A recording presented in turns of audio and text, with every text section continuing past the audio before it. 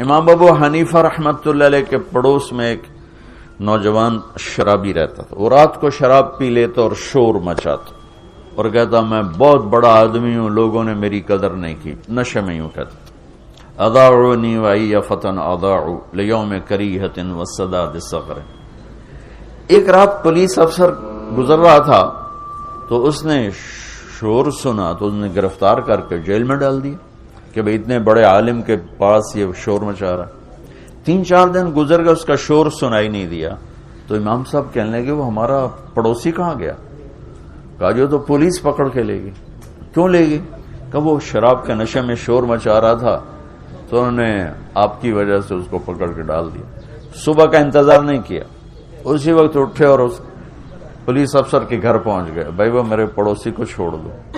کہا جی میں نے تو آپ کی وجہ سے پکڑا ہے, آپ اتنے بڑے عالم ہیں, آپ علمی کام کرتے ہیں, آپ کو میں خلل ڈالتا ہے. کہا نہیں بھائی تو میری وجہ سے پکڑا ہے تو میری وجہ سے چھوڑ دے. کہا جی میں چھوڑ دیتا ہوں. اس کو جیل سے نکال کر لائے.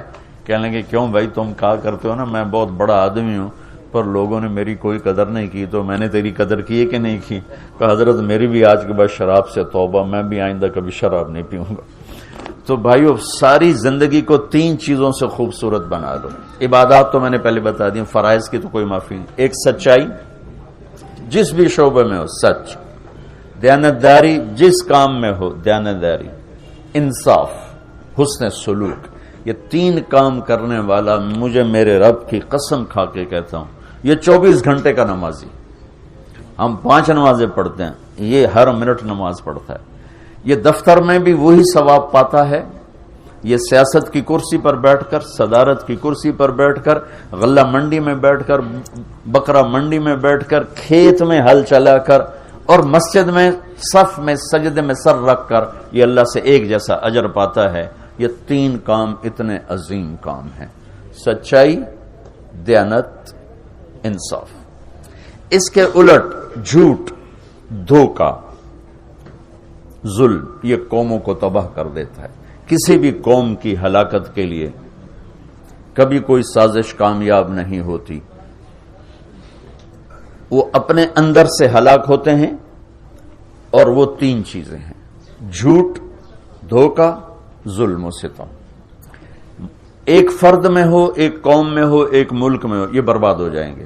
سچائی اور دیانت اور انصاف جس ملک میں, جس قوم میں, جس فرد, جس ادارے میں, اللہ اس کو عزت دے گا. جو سورج کی طرح چمکائے گا چاہے اللہ کا انکار کرتے. اور جو جھوٹ, ظلم اور زیادتی کا شکار ہیں وہ راتوں کو تہجد پڑھیں, دن میں روزے رکھے, اللہ ان کو ذلیل کر دے گا.